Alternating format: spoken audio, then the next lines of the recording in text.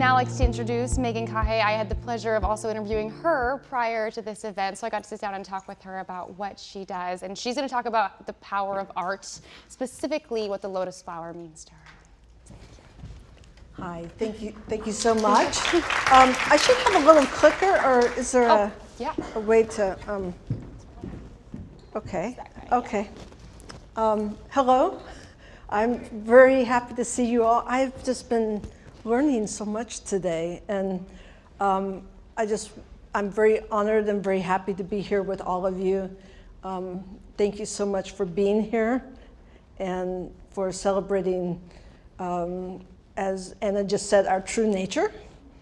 And so I'm going to be, the name of my talk is The Secret of the Lotus, and I'll be explaining what that's about. First, let me introduce my sidekick. This is Ananda, and she is a service dog, and she's the most wonderful dog in the world. So Ananda, do you want to come up here? There. She's used to this, actually.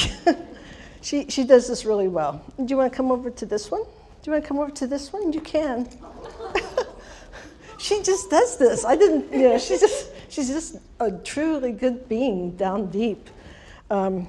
So I'm going to tell you a story. It's my own story. And it starts out like when I was, so in high school, I was drawing drawing a lot, drawing continuously. And then I ended up going off to college, and I was a freshman in college. And it should have gone really well. I had grown up in a very privileged family. I mean, there were the troubles that a lot of families have. But anyway, I was expecting for things to go really well and to do really well, because everyone was expecting that of me. And what happened is, my dream was always to go into the mountains. I was living in San Antonio, Texas, which was like a curse to me because it wasn't green, it wasn't flat, it was hot, and there was no wilderness. So when I decided to go up to college, I thought, I will go where I can have the easiest access into the mountains as possible. And that meant going to Colorado. So I picked my school out according to how close it was to the Rockies, and went to school. As soon as I got there, I would put my backpack on and hitchhike. This is the 70s, so I would hitchhike out into the mountains as far as the roads would be open, and I would go backpacking every weekend of school. And that was what I, in my mind, I was going on these vision quests. That's how I framed it to myself. And yes, I would take some hallucinogenic drugs sometimes, but it was really, well, and that wasn't supposed to be funny, but the idea of a vision quest is a beautiful idea. So I would go on these vision quests, and one day, so I'm an artist. I started studying art. And I was sitting in an art history class, and this is where it doesn't get very funny. I was in art history class. They were showing these slides of a famous Spanish artist, Francisco Goya. It was called the Black Paintings. I'm sitting up in the back of the classroom, and I started hearing something. And it wasn't the professor's talk. First, it was just a hum. I disregarded it. But it got louder, and the professor was going on and on about art, about these paintings, but it was something saying something to me, and it started getting louder and more personal, and it was a voice telling me how awful I was, telling me that I was bad and shameful. Anyway, there was this voice telling me this. I hadn't heard it before. I had not taken the hallucinogenic drugs for quite a while. And there it was, it was awful. The lights came on, I went running out from the class. I start crossing the campus, and there's this woman coming towards me with her blonde ponytail and just bobbing up and down. I looked at her face, and her face was like a giant insect.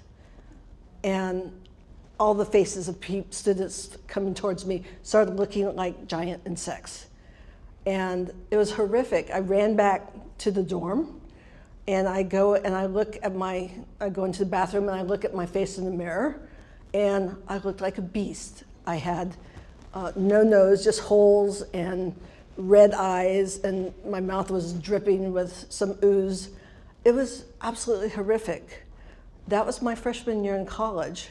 What happened after that is I went around, tried to go to classes, but very quickly I couldn't do that. And the first snows came of the year. It was fall, but then the snows came. And I went out into the snow. The first snow coming down, it was beautiful, the flakes coming down. I looked up, and instead of the voices telling me, berating me and telling me how terrible I was, the snow would just go, ah. And it was like I knew I needed that. The problem was I didn't have on my shoes or coat, and some other students came, saw that I was in trouble. They kind of knew I was having a hard time anyway. So they took me to the student health center. At the student health center, the nurse came out and puts me in this gown, and they put me in a dark room and started giving me these little white pills. And I got very sleepy and just fell asleep. I hadn't been sleeping much, so it was kind of a relief to fall asleep. I didn't understand what was happening. All I knew is that I wanted to be out with the snow because the snow was what felt safe to me. But after being in that darkened room, taking the pills every 4 to 6 hours and sleeping, the nurse comes and says, "Hey, Missy, you're gonna get to see the psychiatrist today. Lucky you." And I just thought, ooh, what is this? I had heard of psychiatrists before, but I had never met one. I didn't really know what they did. But anyway, I go to this office, and here's this ancient guy with profuse nose hair and bloodshot eyes and ear hair too. And I look at him and he looks at me and he points his finger and he says, "You have schizophrenia." And that was it. And I didn't know what schizophrenia was, but I could tell that he had just given me a death sentence. That's how it felt. So that was my introduction to mental health disorders, or what was called then mental illness. I prefer to call it something else, like mental health challenges now. But it was my introduction to the next phase of my life. So anyway, I met a friend, and she was an art major too, and we would go backpacking into the mountains together. And then I would, off and on during that year of school, spend time in the student health center. And then I ended up not doing well because of all the actually psychosis and this thing called schizophrenia that I really didn't understand. I didn't like taking the medication because it made me too sleepy. So I was having all these symptoms that were really scary and terrible. So finally, I ended up back in San Antonio and proceeded to live, trying to put my life together. I was very suicidal, and I enrolled in a university in San Antonio, and they actually let me take an independent study in suicidology, and I actually got college credit for being suicidal and obsessing over it. And that's ironic. I mean, my life has a lot of irony. I'm going to show you, so I'm a painter, and I'm going to show you some slides as I talk, but there's my name. Okay, this is a pen and ink and charcoal drawing, and it's called Hugging Form. And I was drawing all the time. I still draw all the time, and I paint all the time as much as I can. But what I'm going to be doing is showing you kind of the progression of work. But I picked out some slides like this one to show you kind of what it feels like in my skin. And this is kind of the way I just feel like I feel safest if I'm kind of curled up like this. So much of the time. I won't do it right now, but this is a pen and ink drawing called Pain Cry. pen and ink. And I have a friend that actually was my dean of students when I was an undergrad, and she's now a bereavement counselor. She uses a picture of this drawing to talk to parents who have lost their children to suicide, and says this is probably what they were feeling. This is why they had to leave. This shows the immense pain of having, just trauma and the worst feelings in the world. So this was my experience, and this is a very large charcoal drawing, and you can see the images in it. I'll just let you look at it for a moment, but all of this in my head, and to be able to draw it has been a great relief to get it outside of me. And I know it's horrific and hard to look at, and yet it's what's true for me, or has been true for me. I'm not drawing these so much now, but I can still understand the visual language. So this is what was going on. This is a painting, an oil painting called Cry in the Empty Room. Actually, this was in a good show a while back, a jury show. But this shows the experience of having schizophrenia, which was later amended to be schizoaffective disorder. But anyway, I made art. It became obvious that I needed to have more treatment. I was in the hospital for 6 months and given different kinds of shock treatment and much medication. And then I ended up having to come out to the West Coast for a residential program. The program I came out to, it was in the 70s, as I said. They used corporal punishment, and they put people in adults in baby diapers and reparented them, with baby bottles, and they spanked people. I mean, it was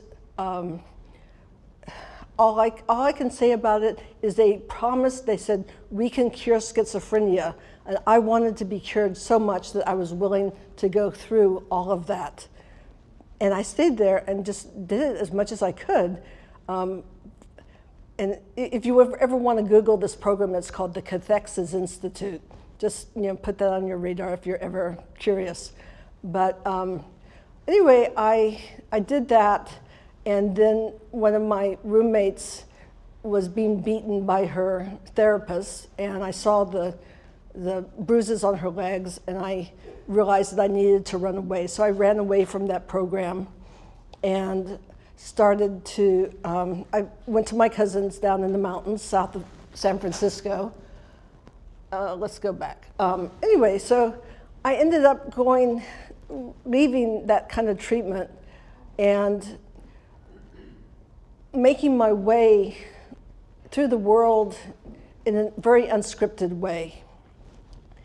And the next, 20 years, 30 years, have been just a real learning experience about how to deal with non-ordinary states of mind and states of feeling and states of reality. I ended up in a community on the California coast, but I was still going in and out of the hospital. And what I decided is that I wanted to go to art school. So I found my way to art school, and it was like such a relief to be with people that just want to paint and make art. I had found my place, and I just, I felt like I was so messed up. I was just like, I just remember thinking, if I could just be normal, I would give anything just to be normal, because I was anything but. And yet, it wasn't to be. And I just want to say, normality is not all it's cranked up to be. It's not. and how would I know anyway? But anyway, so I was making art all the time, but also I was going in and out of the hospital. There came a time when I was very, very suicidal, and I made a major suicide attempt, and I won't go into the details, but my life changed because I drove my car when I was basically unconscious, 5 miles an hour, and I hit another car. I didn't hurt anyone, but that was the wake-up call that I had, that I could not continue the way I was. So I guess the main thing is that I was really doing poorly and not wanting to live and not seeing a way forward. And so I was making more and more suicide attempts, and I would take all my medication and wash it down with a half bottle of wine. Then I would call my therapist or my doctor and say, I just did this, if I could even talk. They would send the sheriff and the EMTs. They would burst down the door. I did this over and over. They would take me to the hospital, gastric lavage, or that's the fancy term for pumping your stomach out, my stomach out. And it wasn't nice. It was not pretty, it was not nice, but that was my life. I came to the point where I realized I was either going to kill myself and succeed in these gestures, I would kill myself, or I was going to have to choose something and do something totally different, something totally radical for myself. So I got in touch with my own life force.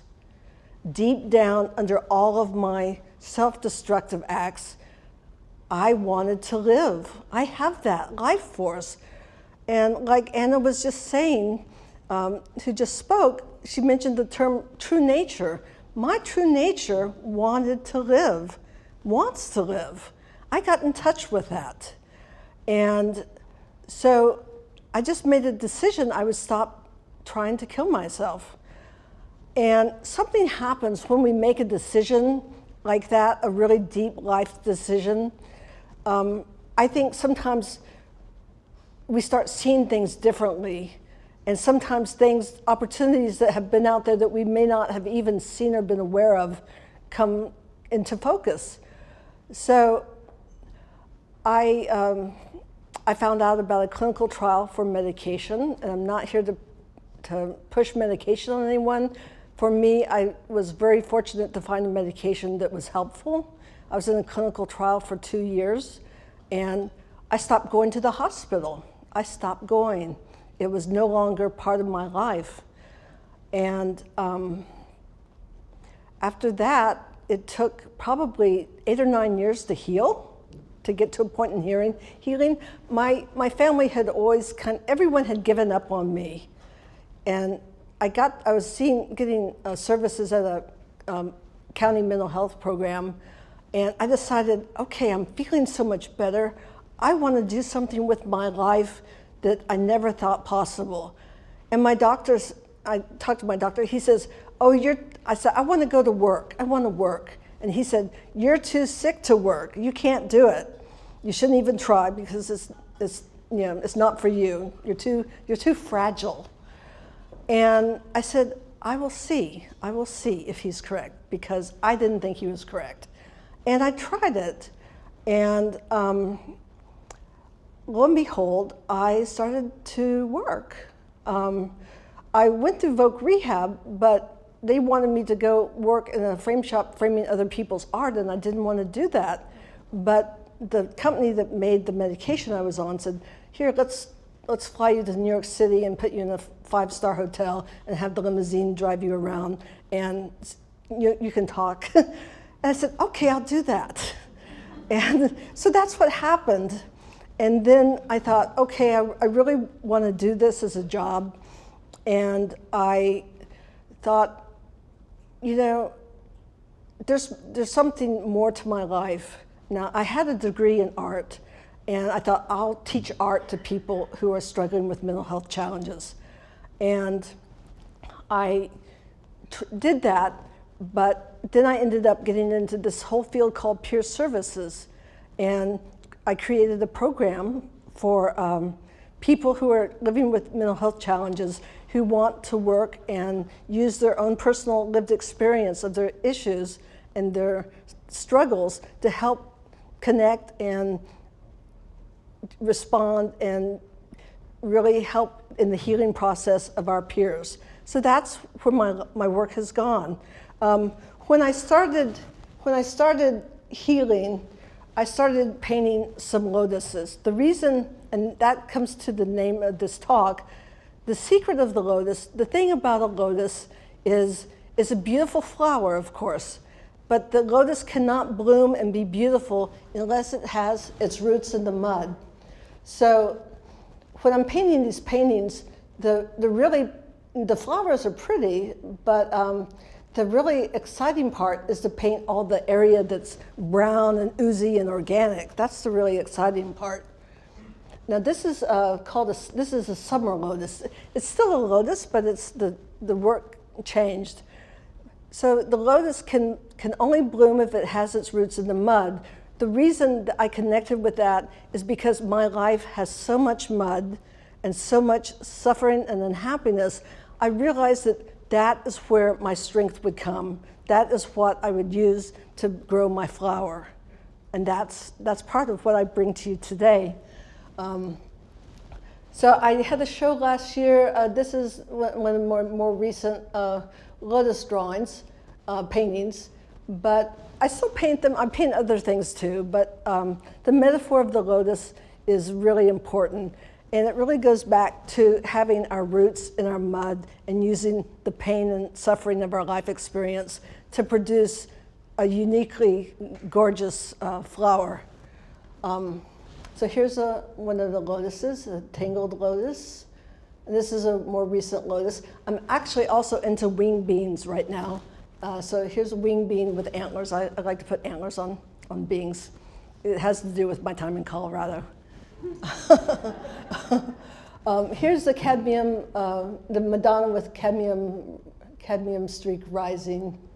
And here's a very recent, this is a large 4x5 foot canvas, and the undercoat painting is all red. It's two different kinds of red paint, cadmium red and alizarin crimson. And to paint that was such an amazing experience. Just all that red is like so much life force. And it's like when I paint a canvas red, I feel it with every molecule in my being. So what we're going to do today is we're going to be drawing our own lotuses. So if you'll please look on your table and look for the manila envelope and just quickly open that up, and then there should be a sheet of paper for everyone in there. And then there's some markers. So help yourself to a sheet of paper and markers, a couple markers at least for person, share. Be good and pass. Don't take all the best colors yourself. Share them around.